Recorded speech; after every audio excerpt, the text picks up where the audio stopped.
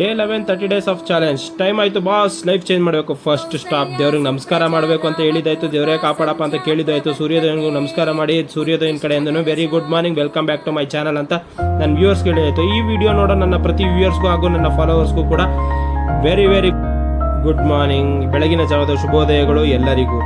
ಹಾಗೂ hero introduction ಥರ background music missing ಆಗಿದೆ, ಮೋಟಿವೇಶನ್ ಫುಲ್ ಆನ್ ಆಗಿದೆ. ನನ್ನ ಏಮ್ ಇದ್ದಿದ್ದು 9.5 ಕಿಲೋಮೀಟ್ರ್ ವಾಕ್ ಮಾಡಬೇಕು ಅಂತ. ನಡೀತಾ ಲೆಗ್ಸ್ ಹೇಳ್ತಿದ್ವು ಬ್ರೋ ಎನಫ್, ಬಟ್ ಮೈಂಡ್ ಹೇಳಿದ್ದು 5 kg ನೀ ತೂಕ ಕಮ್ಮಿ ಮಾಡಬೇಕು ಅಂತ. ಅದಕ್ಕೋಸ್ಕರ ಮ್ಯಾಪ್ ಪ್ರೂಫ್ ಕೂಡ ಹಾಕಿದ್ದೀನಿ ನಾನು. ಎಳ್ನೀರನ್ನ ಕುಡಿದು ಅದಾದಮೇಲೆ ಮನೆಗೆ ಬಂದು ಗ್ರೀನ್ ಟೀನ ತೊಗೊಂಡು ಗ್ರೀನ್ ಟೀನು ಕುಡಿದಿದ್ದಾಯಿತು. Simple life, but weight loss life. 2 idli sambar, ಸಖತ್ ಟೇಸ್ಟು. ಮಧ್ಯಾಹ್ನಕ್ಕೆ ರಾಗಿ ball, half chicken, 1 egg. Protein ಬಂದು ಬಾಡಿಗೆ health. I got you bro.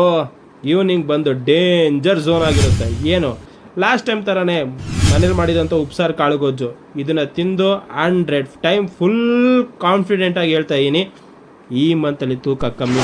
And thanking your faithfully